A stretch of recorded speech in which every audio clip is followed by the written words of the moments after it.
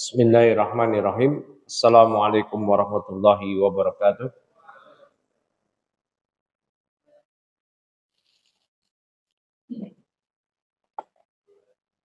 Innal hamdalillahi nahmaduhu wa nasta'inuhu wa nastaghfiruh wa na'udzu billahi min syururi anfusina wa min sayyiati a'malina. May yahdihillahu fala mudhillalah wa may yudlilhu fala hadiyalah. Wa asyhadu an la ilaha illallah wahdahu la syarikalah wa asyhadu anna Muhammadan abduhu wa rasuluh. Allahumma salli wa sallim wa barik ala nabina wa sayyidina Muhammadin wa ala alihi wa sahbihi ajma'in, amma ba'd. Ikhwan akhwat sekalian, a'azanallahu iyyakum. Alhamdulillah, kita lanjutkan kembali dari daras atau pengajian kita kitab At-Tadhib. Kemarin kita sudah praktek teori dan praktek langsung mengenai sholat khauf dengan 3 tata caranya. Maka sekarang pembahasan berikutnya adalah terkait tentang apa yang diharamkan dari kalangan pria, ya, mengenai pakaian-pakaian dan perhiasan-perhiasan. Baik. Ya, lihat di situ, wa yahrumu 'alal rijali lubsul hariri. Ya. Dan diharamkan bagi pria lubsul harir, yaitu mengenakan harir, mengenakan sutra. Nah, diharamkan bagi pria mengenakan sutra. Wa takhattumu bidzahab, juga diharamkan baginya mengenakan cincin emas. Nah, ini terkait ikhwan ini. Bagi teman-teman yang jomblo, nanti ketika nikah, pertama, tidak ada pertunangan. Yang kedua, tidak ada tukar cincin. Ya. Yang ketiga, tidak ada mengenakan cincin emas. Emas bagi wanita aja. Jadi pria kalau pengantin laki-laki nggak perlu pakai cincin emas. Cincin emas dikenakan di tangan istrinya, di jari istrinya. Udah terlanjur beli 2, ya udah buat istrinya dua-duanya. 1 tangan kiri, 1 tangan kanan. Baik, barakallahu fik. Wa yahillu lin-nisa, namun halal bagi wanita. Ya, wa qalilu dhahab wa katsiruhu fi tahrimi sawa'un. Nah, terkait emas, sedikit atau banyaknya terkait keharaman itu sama bagi laki-laki. Pakai jam tangan, ada emasnya, tapi enggak semua emas, maka haram. Pakai gigi palsunya ada emasnya, 24 karat sepuhannya, haram. Pakai pena, pulpen, ada itu orang-orang kaya, pulpennya itu pakai emas, haram. Paham sini ya? Makan stik ditaburi emas, haram bagi pria. Emangnya ada? Ada itu. Saya pernah lihat di YouTube harga stik jutaan, ternyata ditaburi emas. Masa dimakan? Rusak perutnya. Pernah nonton kan Pak? Pernah. Pak Bayu pernah nonton nggak? Wah, Pak Bayu nontonnya Tamboikon mulu sih. Nggak tahu deh, ada itu ya, pakai emas. Nah itu nggak boleh. Nah, Syekh Mustafadib Al-Bugha mengatakan, Rawa Al-Bukhari wa Muslimun an Hudzaifah radhiyallahu anhu, qala sami'tu Nabiyya sallallahu alaihi wasallam yaqul, la talbasul harira wa la adibaj. Ya. Kata Rasulullah sallallahu alaihi wasallam, ya, janganlah kalian mengenakan sutra biasa, itu harir, sutra biasa, ataupun dibaj. Dibaj itu apa? Nau'un nafis min siyabil harir, yaitu salah satu jenis sutra yang mahal. Jadi nggak boleh bagi pria pakai sutra biasa atau sutra yang mahal, yang topnya itu nggak boleh. Ya, baju-baju yang dari sutra itu dihindarin. Kemudian Imam Bukhari, Imam Muslim juga meriwayatkan dari Abu Hurairah dari Nabi SAW annahu naha an khatimid dhahab. Bahwa Nabi SAW melarang menggunakan cincin emas bagi pria. Wanita boleh. Kemudian dari Abu Musa al-Asy'ari radhiyallahu anhu, ia mengatakan ya bahwasanya Rasulullah SAW bersabda, "Hurrima libasul harir wa dhahab ala dzukuri ummati wa uhilla li inasihim." Diharamkan mengenakan sutra dan emas bagi pria kalangan umatku dan dihalalkan untuk kalangan wanita mereka.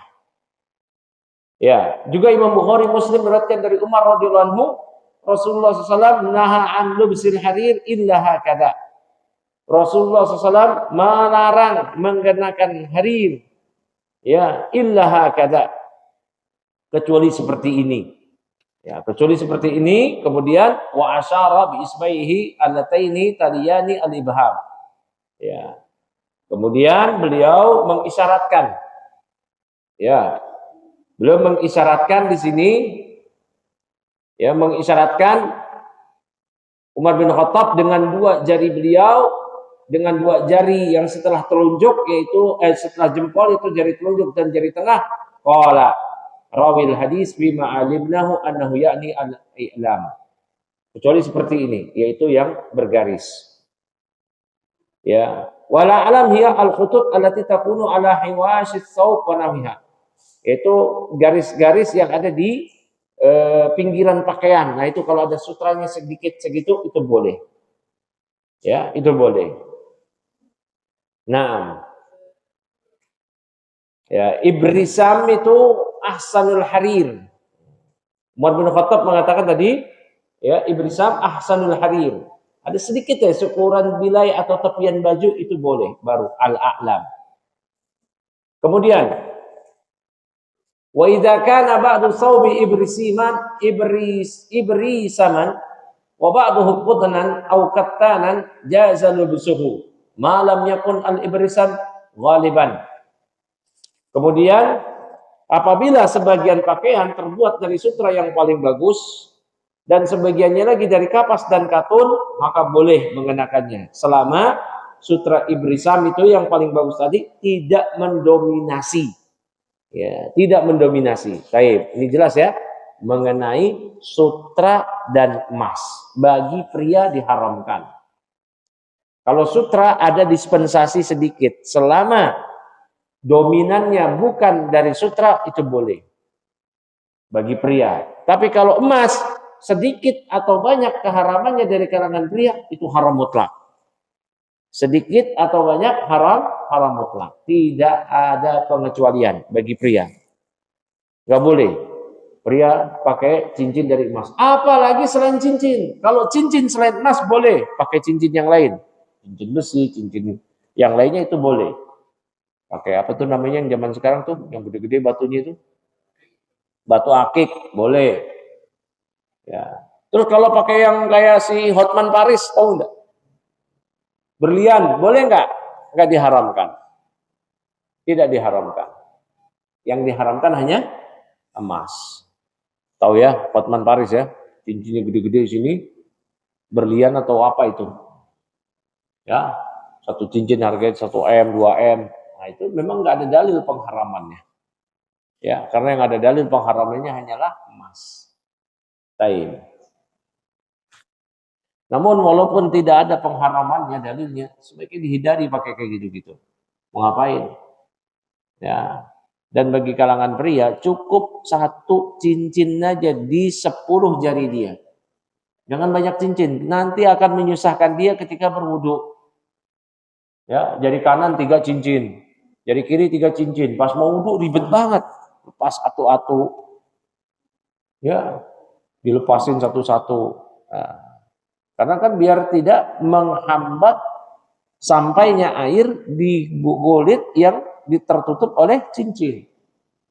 Nah, kalau dia pakai cincin banyak, dia copot satu-satu untuk wudu. Nah, ini menyusahkan, takalluf. Ya, kalaupun pakai cincin boleh satu aja. Nah, perhiasan dari kalangan pria itu boleh hanya cincin. Pakai kalung pakai gelang, apalagi anting, nggak boleh bagi pria. Nggak boleh. Itu perhiasan wanita. Kalau pria nggak boleh pakai kalung. Nggak boleh pakai gelang. Apalagi anting, ditindik. Banci itu. Ya. Jadi kalau ada pria ditindik, dipiercing lagi. Pakai giwang kayak emak-emak. Itu bukan keren. Banci. Rasulullah SAW bersabda, la'anallah al-mukhannas minar rijal wal mutarajjilat minan nisa.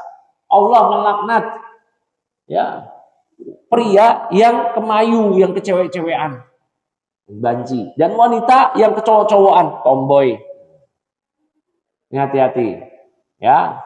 Yang putri juga, yang putri di balik hijab ini jangan ngobrol ya. Yang akhwat, yang putri jangan ngobrol di balik hijab.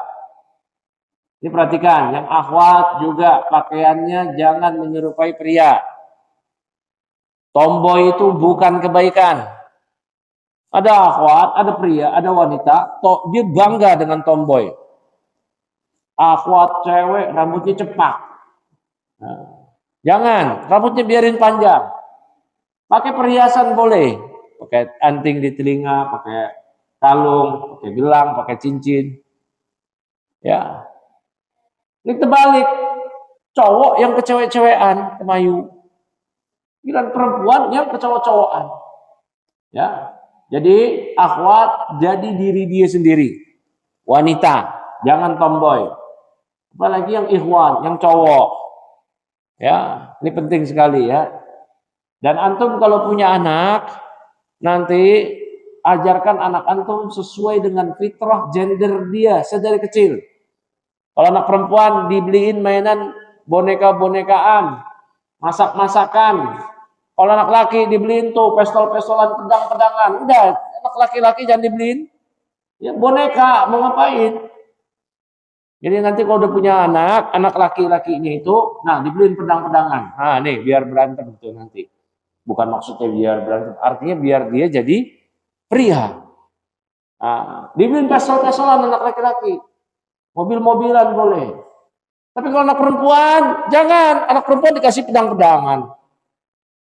Ya, nah nanti juga ketika dia kecil, bolehlah masih di bawah balita itu bercampur sama anak laki perempuan. Tapi kalau sudah mumayyiz, jangan main sama lawan jenis. Ya, jangan main sama lawan jenis kalau sudah mumayyiz. Ya, dari kecil dibedakan. Anak kecil yang laki-laki jangan main sama kumpulan anak perempuan.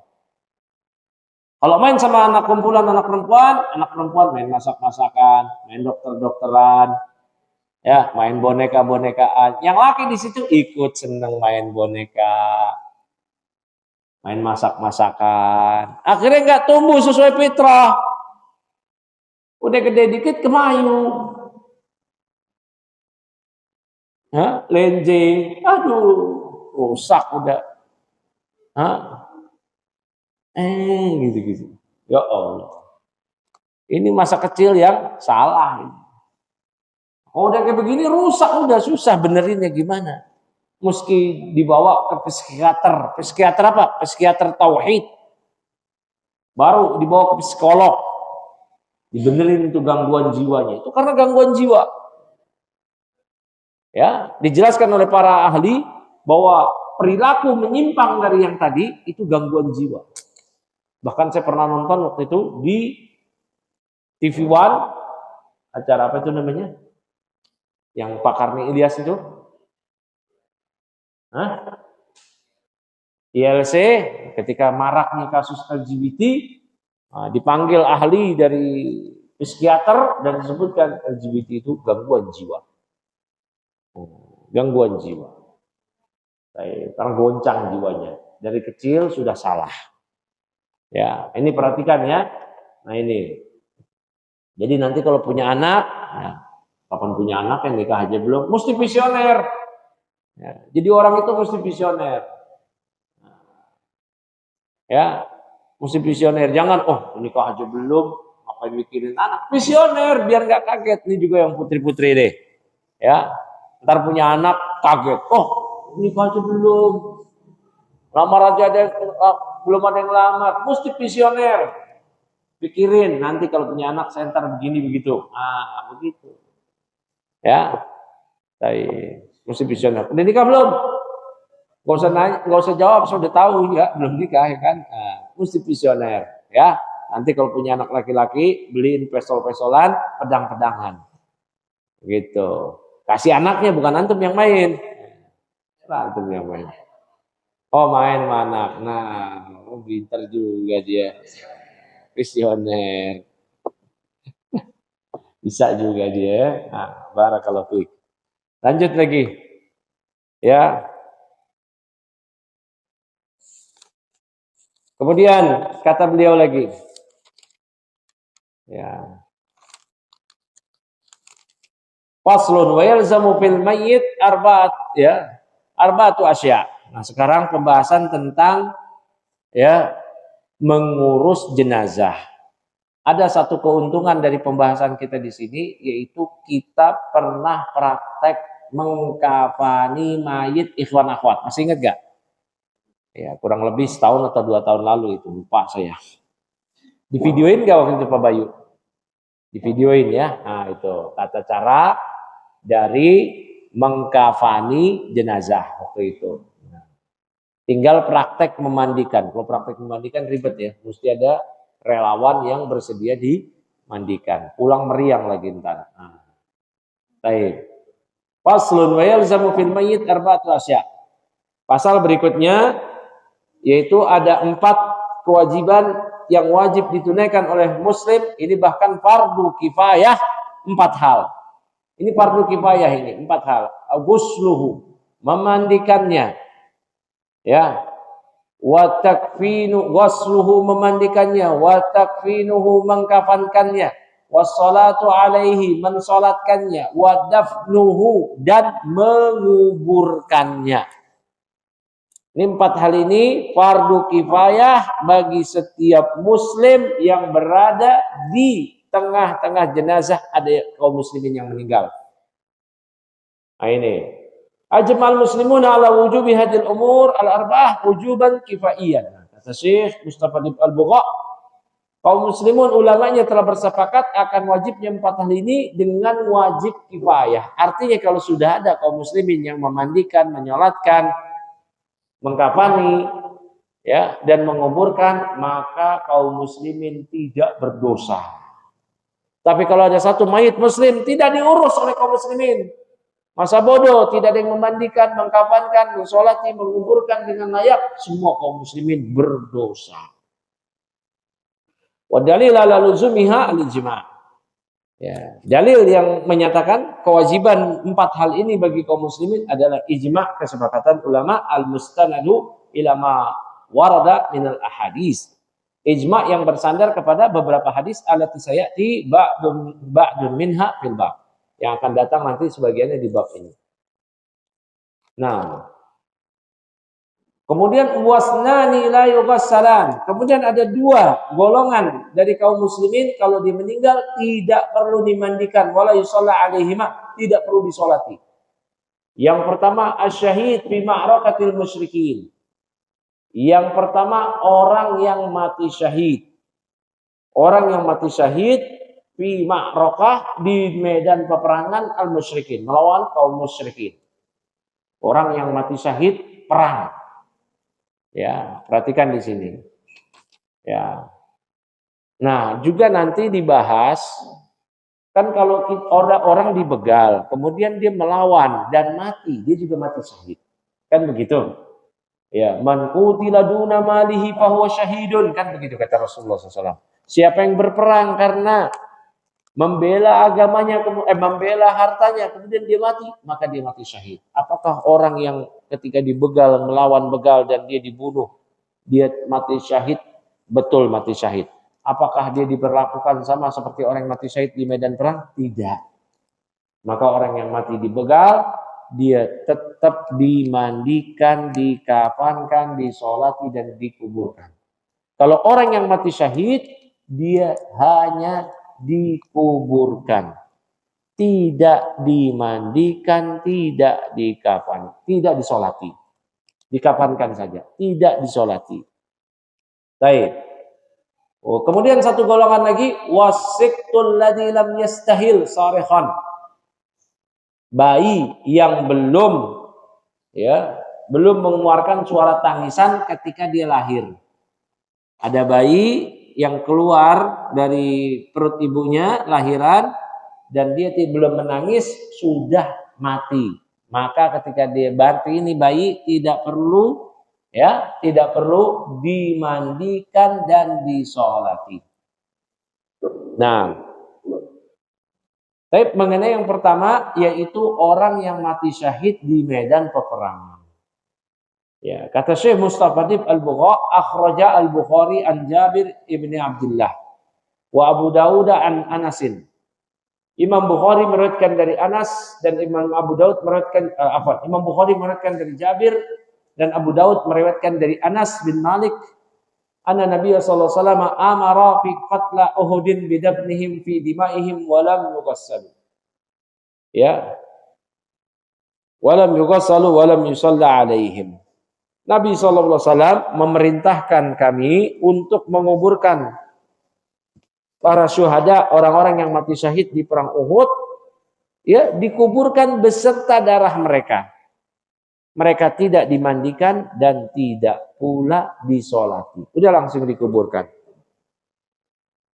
Ya, kemudian akhraja Abu Dawud an Jabir rumya rajulun bisahmin fi sadrihi au fi halqihi famata. Fa udrija fi siyabihi kama huwa wa huwa nahnu wa qala wa nahnu ma'a Rasulillah. Ya. Kemudian Jabir bin Abdullah mengatakan ada seorang pria yang terkena anak panah di dadanya atau di halqihi atau di halak tenggorokannya. Kemudian dia mati, maka dia dimasukkan bersama pakaiannya. Ya, dia dimasukkan pakai pakaian itu aja, nggak perlu dikafani. Dia mati pakai jubah, ya udah dikuburin pakai jubah. Tidak dimandikan, tidak dikafani, tidak disolati. Hanya satu kewajiban, yaitu dimakamkan. Ini bagi yang mati syahid. Nah, kemudian ia mengatakan wa nahnu ma'a Rasulillah. Kami waktu itu bersama Rasulullah SAW. Nah, yang kedua, anak bayi yang ketika dia lahir mati belum mengeluarkan tangisan. Maka ketika dia mati, enggak oe tapi nangis saja, maka ketika dia mati tidak dimandikan, tidak dikafankan, tidak disolati. Ya. Barakallahu fik.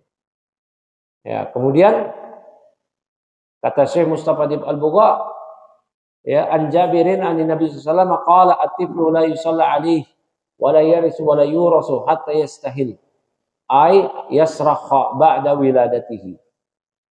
Anak kecil ketika dia mati tidak disolati, namun dia mewarisi dan diwarisi. Mewarisi gimana? Misal nih ya, ini anak ketika dalam kandungan ibunya bapaknya meninggal. Ya, bapaknya meninggal. Ya, barakallahu fikum. Ya, atau ini anak, ya, ketika dia lahir bapaknya meninggal, otomatis dia dapat warisan bapaknya. Terus dia mati juga, berarti dia menjadi pewaris. Berarti ini anak ini memberikan warisan kepada ibunya, ya. Juga kerabat bapaknya. Ini anak ini. Barakallahu fik. Hatta yastahil, hingga dia berteriak. Ya, nangis. Ayasrah ba'da wiladatihi. Berteriak nangis setelah dia dilahirkan. Barakallahu fik. Nah. Kemudian dijelaskan di situ, la yarisu wa la yuras, dia tidak mewarisi dan tidak diwarisi, ai la yasbut istihqaquhu fi ma turika lahu min mirasin wa huwa hamlun. Nah, yaitu bayi tadi tidak berhak menerima warisan dari orang tuanya meskipun bagiannya telah ditetapkan pada saat dia dalam kandungan. Ya, dalam kandungan ibunya. Baik. Waman sama la yarisu anhu dzalika man yarisuhu law sabatat mulkiyatuhu ya qabla mautihi.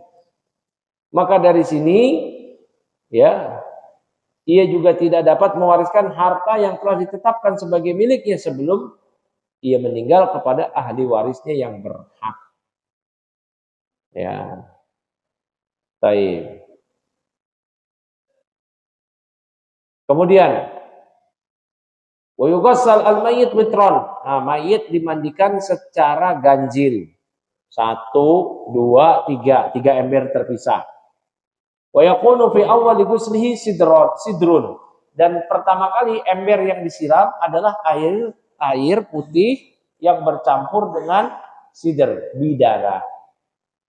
Ya. Kemudian air yang kedua air biasa. Nah, air yang ketiga wa fi akhirihi syai'un min kafurin. Dan air ketiga dicampur dengan kafur. Kafur di sini bukan dipahami kafur barus. Tapi kafur di sini maksudnya adalah bunga kurma. Bunga pohon kurma. Kan banyak tuh mayit kalau dikubur pakai apa? Kafur barus, pakai kamper. Ya rusak mayit. Kafur barus saja kecoa aja takut, Pak. Antum taruh kapur barus di mana namanya di lemari pakaian. Kecoa aja nggak berani. Lah ini dicampurin ke air terus disiram ke tubuh. Ya rusak tubuh manusia. Ya. Nah, itu akibat salah memahami hadis tentang mandi untuk memandikan mayit pakai kapur. Diterjemahin kapur bahasa Indonesia, kapur barus. Nah, itu nggak benar itu, ya bukan kapur barus tapi ya kapur di sini maksudnya adalah bunga kurma, bukan kapur barus. Ya, baik. Nah, kemudian kata Syekh Mustafa Adib Al-Bugha, dalla ala ma dzukira haditsu ummi Atiyah. Yang menunjukkan apa yang atas hal ini yang telah disebutkan itu hadis Ummu Atiyah. Qalat dakhala alaina Rasulullah SAW wa nahnu naghsilu ibnatah. Rasulullah SAW ya masuk kepada kami ketika kami sedang memandikan putri beliau yang wafat, istri dari Utsman radhiyallahu taala anhu. Ya, istri beliau yang wafat. Qalat faqala igsilnaha salasan. Kemudian kata Nabi kepada para wanita yang memandikan putri beliau, mandikan putriku itu 3 kali. Ya, ini juga perhatikan ya. Ini siapa yang berhak memandikan mayit? Kalau mayitnya perempuan, yang memandikannya adalah sesama kaum wanita. Yang paling utama kerabat dia dalam keluarga, ibunya, anaknya, atau ibunya. Ya, jadi kalau yang meninggal seorang ibu, anaknya. Kalau ibu tadi masih punya ibu, berarti ibunya, neneknya tuh ya, nenek dari anak. Misalkan ya, itu kerabatnya lah, atau adik atau kakak perempuannya. Pokoknya mesti wanita, kecuali boleh seorang wanita meninggal dimandikan oleh pria. Pria itu adalah suaminya. Bapaknya nggak boleh mandiin, abangnya, adik laki-lakinya nggak boleh mandiin, putranya yang laki-laki nggak boleh mandiin, apalagi ponakannya nggak boleh mandiin, apalagi orang lain. Ya. Saya mau mandiin putri saya, putrinya umur berapa Pak? 16 tahun, nggak boleh. Ya, nggak boleh. Saya mau mandiin cucu saya, ini lagi aki-aki, nggak boleh. Nggak boleh memandiin cucunya yang perempuan. Jadi yang mandikan perempuan adalah sesama jamaah perempuan yang paling utama kerabatnya. Kalau nggak ada kerabatnya kaum muslimah yang lain. Nah kalau yang meninggal pria, yang memandikan adalah kerabatnya dari kalangan pria. Bapaknya atau anaknya, kakeknya atau cucunya, pamannya atau sepupunya, atau kaum muslimin yang lain. Satu-satunya wanita yang boleh memandikan pria yang wafat ialah hanya istrinya. Ibunya nggak boleh. Adik perempuannya nggak boleh. Neneknya nggak boleh, hanya istrinya. Jadi nanti ketika antum meninggal, istri antum yang mandiin antum. Ya, istri antum yang mandiin. Kalau istri antum yang meninggal, antum yang mandiin. Tapi saya nggak mau lah mandiin, ntar ingat istri saya. Ya udah kasih ibu-ibu. Kasih jamaah ibu-ibu. Nah, dan mandinya itu perhatikan, ini 3 kali. Maksudnya 3 ember. 3 ember terpisah. Ember pertama air putih campur sider bidara. Ya. Dan bidara itu misalkan daun, bukan sekedar daun ditaruh begitu, tapi di di gini ini, di apa itu? Bejek-bejek ya. Nah, daun bidara dibejak-bejak seperti ini, kemudian masukin ke ember, biar tersebar aromanya. Bukan daun bidara ditaruh begitu aja, tapi dibejak-bejak, ditumbuk. Kalau dia boleh ditumbuk dulu, kemudian taruh. Biar airnya tersebut yang di ember beraroma sidir, beraroma bidara. Air kedua, air putih aja. Air ember. Nah, air yang ketiga campur kafur. Kafurnya ingat bukan kamper, kapur barus, tapi apa? Bunga pohon kurma. Bunga pohon kurma di mana? Nggak ada. Ya udah berarti nggak ada. Ya, karena kafur itu adalah bunga pohon kurma, bukan kapur barus. Ya. Nah, kemudian lanjut lagi. Iksilnaha salasan aw khamsan aw aktsar min dzalik. Kata Nabi kepada para wanita yang memandikan jenazah putri beliau, mandikan dia 3 kali, 5 kali atau lebih dari itu. Ya, bima'in wasidrin, dengan air dan sidr. Wa ja'alna fi akhirati kafuran, dan jadikanlah pada siraman terakhir dengan kapur. Fa idza faraqtunna fa'adinni, kalau kalian sudah selesai kasih tahu saya. Falamma faraqna adinnahu, ketika kami sudah selesai kami izinkan beliau masuk menemui putri beliau. Ya, fa'alqa ilaina haqih, kemudian beliau melemparkan, memberikan kepada kami ya anduknya, ya. Beliau memberikan kepada kami anduknya di situ. Anduknya diberikan pada Nabi, ya, fa'atana hikwahu faqala ash'irnaha iyyahu. Kemudian Nabi SAW bersabda, ya, ash'irnaha iyyahu. Ya.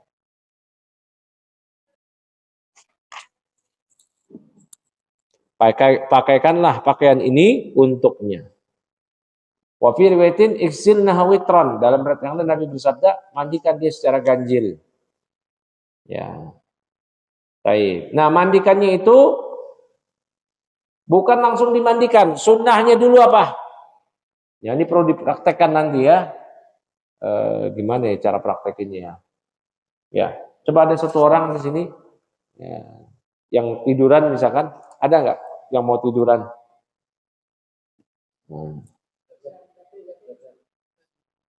Gak apa-apa, sini aja.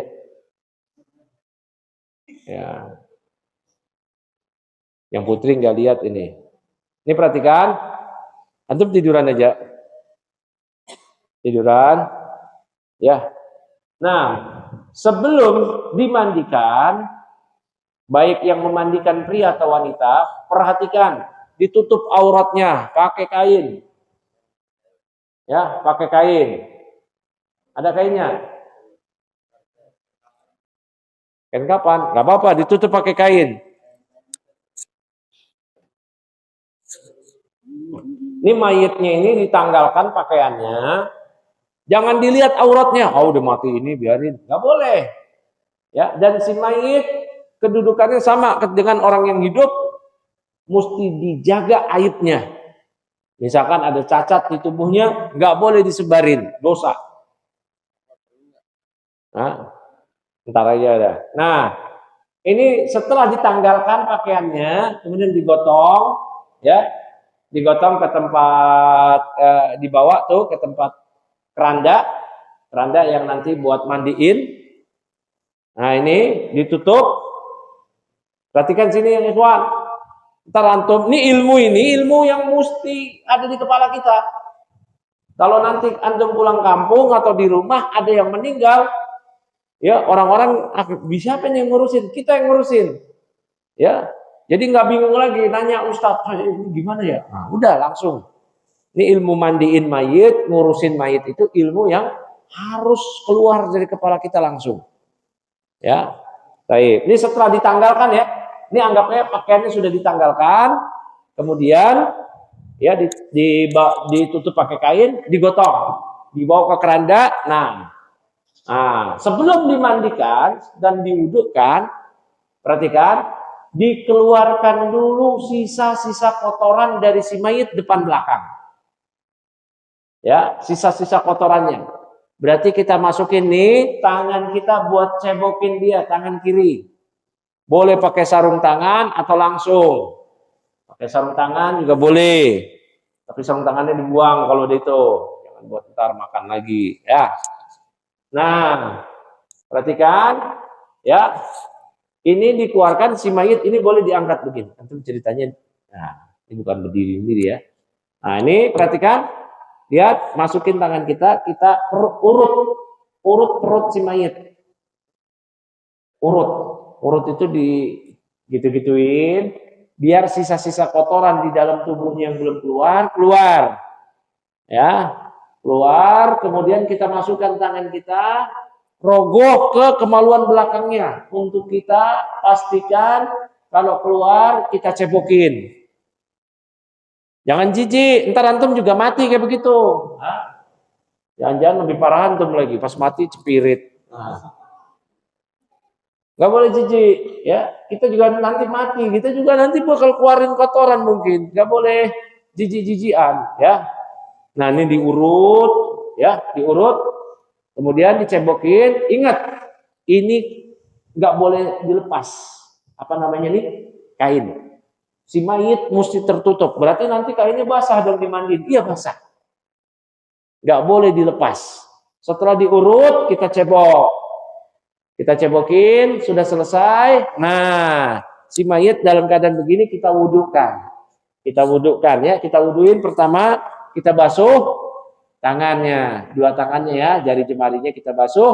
Kemudian kita masukkan ke air, simbolis saja.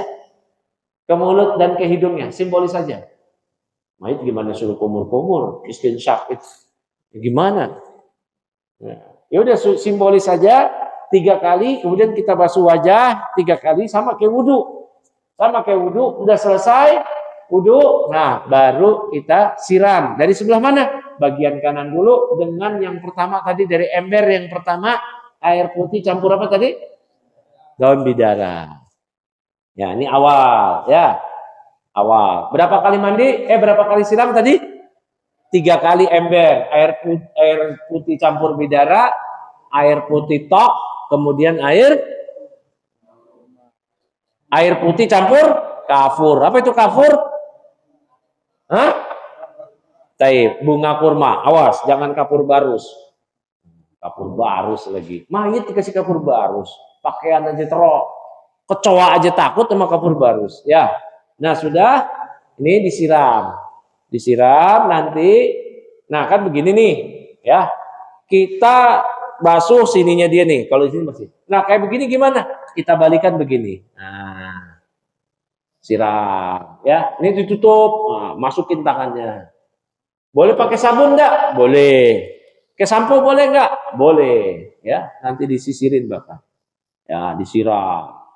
Dah, sini tuh, ya. Nah, nanti kita pindah posisi ke sini. Pindah posisi ke sini. Apaan ya? Nah, perhatikan. Pindah posisi sini. Nah, kita baringkan juga begini. Seluruh tubuh dibasuh.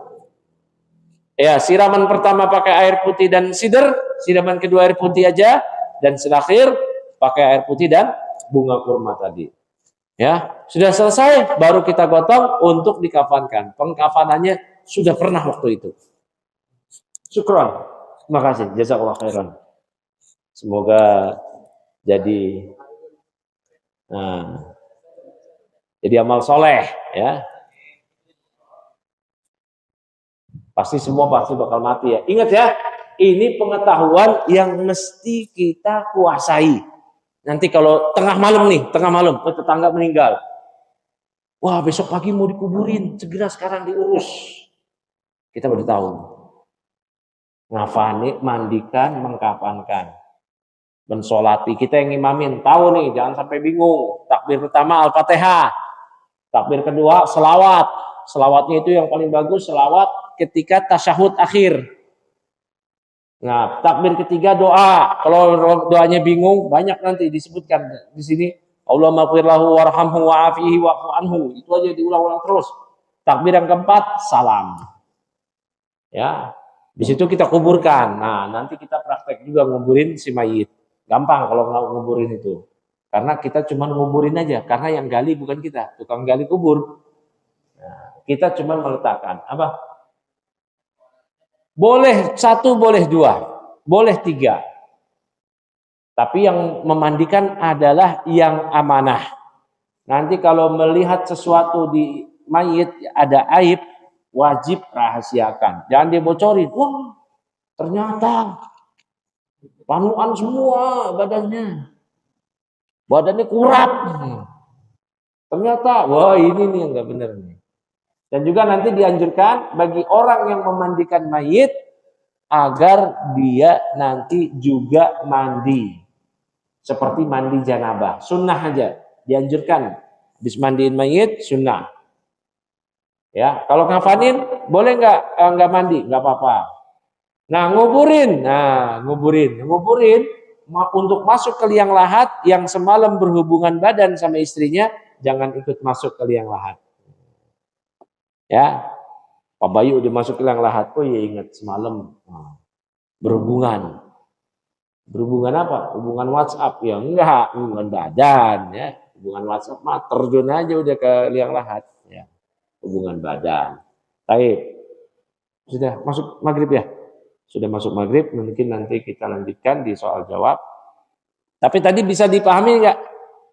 Ya, untuk wanita yang akhwat juga penting itu dipahami. Nanti kalau ada yang meninggal ibunya, adiknya, emaknya, neneknya, kita jangan sampai begini nih, keluarga kita meninggal nih. Apalagi ada keluarga kita itu mungkin ada aib di tubuhnya, mau nggak diketahui orang lain?